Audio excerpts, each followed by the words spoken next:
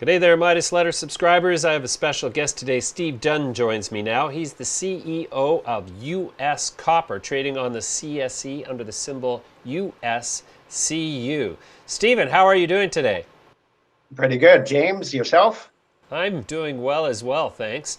Stephen, first question. Why is it that the commodity price of copper is soaring ever higher week after week, yet the price of U.S. copper is holding steady at 20 cents? Well, that's actually the $64 question right now, James. Most of the junior deposit companies have not participated like the copper producers have. And I think the big reason is most of the investing community still is not convinced copper prices are going to stay high enough that the takeover cycle will start. Um, so what we're really waiting for is waiting for a copper producer to try to buy one of these junior copper deposits. When that happens, I think all of us will get a much better bid and we will start participating in this rally. It's been an impressive rally so far. Yeah, it sure has. So the price of copper is trading today at above 430, and is this the all-time high for the price of copper at this level? Actually, copper today, this morning, hit 450. And from a historic perspective, we are at basic highs. However, when you adjust prices for inflation, we still have quite a ways to go. Goldman Sachs did an interesting chart about 2 or 3 weeks ago, and they showed, historically speaking, the high in copper prices was back in the 70s. It hit approximately $13,000 a ton, which is around, call it $6 a pound in today's pricing. And back in 2008, it hit around 11,000 a ton, which is approximately $5 in today's pricing. So we still have quite a ways to go in terms of getting to levels that you might consider to be highs. Wow, fascinating. Okay, so Stephen, tell us about what's going on right now on the ground at your project in California. Is there mining activity or is there exploration activity underway? Well, we are approximately 2 weeks away from the drills starting to turn. We have a 7-hole drill program planned. We're drilling two of our deposits. You might recall we have a 2 billion pound deposit called Moonlight that we did a PEA on. But we have two satellite deposits, one Superior and one Engels, that we are drilling 7 holes on this spring. The idea is if we can demonstrate that there is potential high-grade starter pits at these two deposits, we can improve the economics on our Moonlight PEA. I see. That sounds good. So people hear mining in California and they immediately default to thinking, oh, mining never happens in California because it's such an environmentally sensitive population.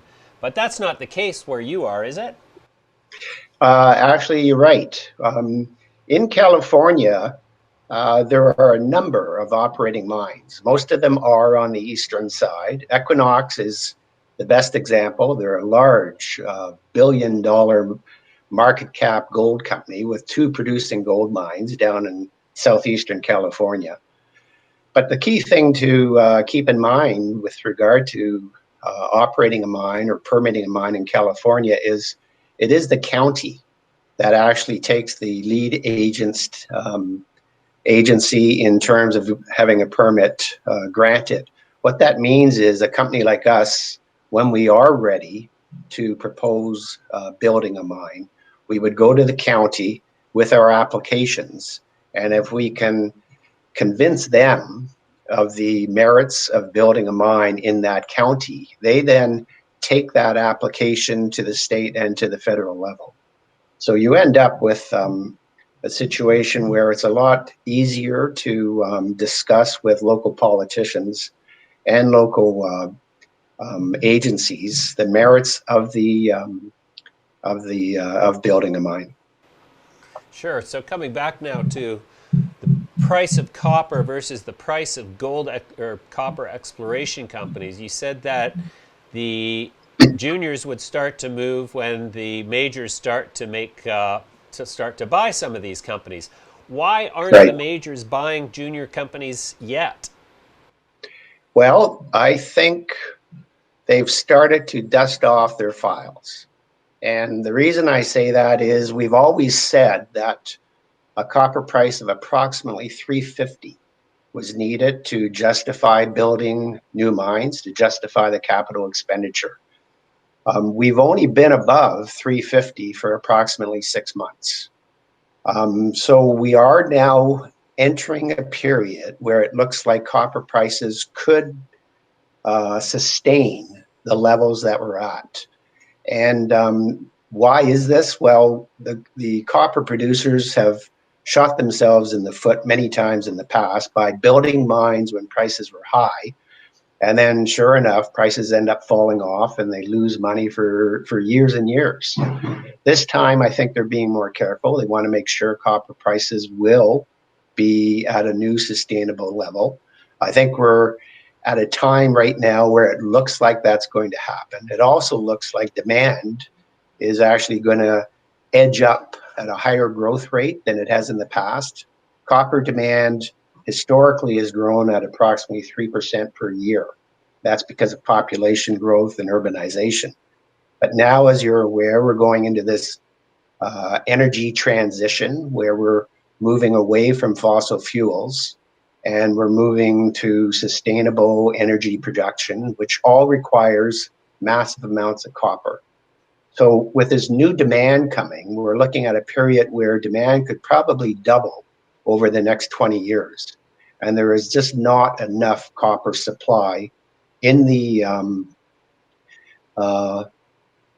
on the books to meet that demand. And that's why these copper producers are now starting to look at where can we build a new mine? Can we make money doing it? Sure. Okay, so what is driving the sudden copper price appreciation? I mean, the chart on the copper price is so suddenly steep that it's kind of like, well, what happened? What caused copper to start this bull run? You're right. It is very surprising. Like we've just gone through a year of the virus beating up the world economy. And yet we had commodity prices uh, end up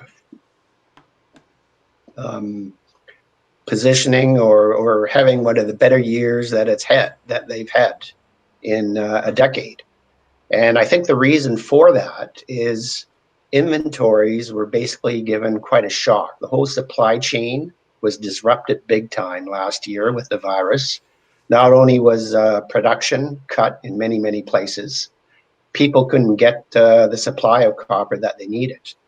And if you go back to last year, inventories were already at not historically low levels, but they were certainly close. And I think the reason for that is there had been inventory gains going on. What the virus did was it shocked the system. All of a sudden, there wasn't enough inventory, and then China started stockpiling, getting ready for the new boom. They've been fiscally expanding the stimulus in their economy, as the U.S. has and as Europe is. And I think a lot of manufacturers have realized they need to build up inventories to meet this demand that's coming down the pipe.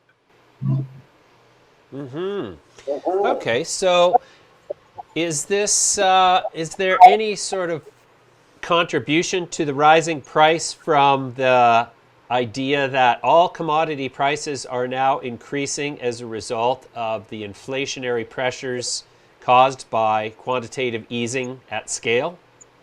Certainly looks like it. The every single commodity has a much higher price than approximately a year ago. All you got to do is take a look at lumber. Lumber's up over $1,000 a board foot. It's just amazing what's happened to some of these commodities.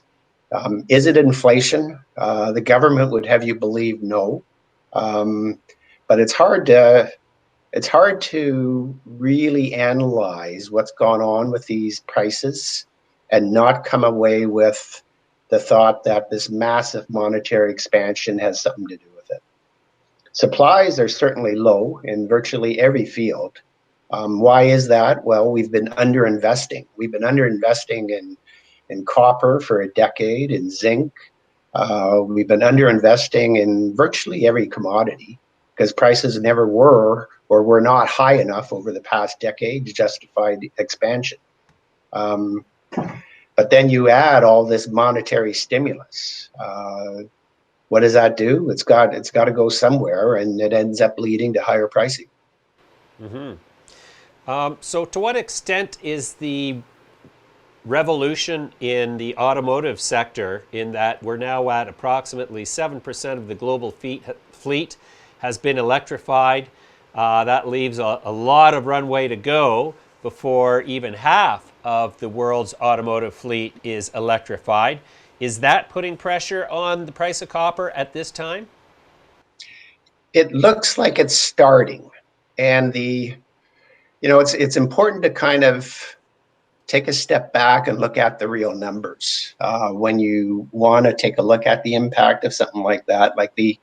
What I usually do is I take a step back and I look at total copper demand, and as we've discussed in the past, it's approximately 25 million tons a year. They are estimating that this so-called electric vehicle revolution, which also includes charging stations and new sources of electric power, will increase demand by approximately 6 million tons over the next decade. So 6 million tons on a 25 million ton demand level is substantial, especially when there's no new supply. Now, that's not to say the supply will not end up coming on stream. It will. Higher pricing solves everything. Higher prices will end up making a lot of these copper producers build new mines, and that demand will be met. But we do need higher pricing. But going back to your question, 6 million tons of new demand, it's not happening today. It's starting to happen. So what happens today? Maybe there's 300,000 tons worth of new demand that happens this year. Next year it will be 6, 7, 800,000 tons of new demand. So incrementally, it will start to impact the copper price.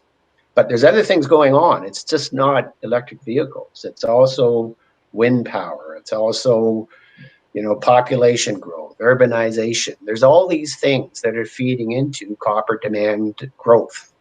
And over time, demand is not going to fall off. It's going to keep increasing, and we need more supply.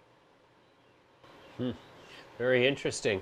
It's been suggested in certain mainstream news channels that the major producers all have a backlog of projects that they could activate sooner than buy new companies, and that this backlog of projects that are sort of on hold would be more than enough to meet the current and rising demand for the near and more distant future. What do you say about that? That is a good argument. I'm quite aware of the projects that are on the books of a lot of these majors. However, the numbers that I do look at, and they're provided by people like Wood Mackenzie and CRU, all show that with demand growth that is expected, mainly coming from this green revolution, we'll have copper demand at a higher level than what the producers can generate in new supply from their current inventory of projects. In other words, they need additional projects to meet this new demand. The other thing that a lot of people aren't aware of, we've got probably 2 million tons of new supply coming on stream over the next 2.5 years. So as an example, Ivanhoe's Kamoa in Africa, Teck's QB2. So these projects are going to bring new supply on. However, there are not a number of new projects that have been started after this new supply comes on stream over the next 2 years. So the producers do need to start to move ahead on building new mines, and they haven't done it yet. I think as I mentioned earlier, I think they've dusted off their files and they are looking, but there have not been any new announcements of brand new, huge copper mines. Think about it for a second, like Kamoa, Ivanhoe's Kamoa is expected to bring on stream 500,000 pounds a year. That's still not enough when you take into account the new demand that's coming down the pipe. Remember what I said, they expect 6 million tons of new demand just from this EV revolution. And Ivanhoe's mine is expected to bring on 500,000 pounds. We need way more, 500,000 tons. Wow. Okay, well, Stephen, let's leave it there for now. I'm going to come back to you soon for an update, but thanks very much for your time today. Thank you, James. Have a good day.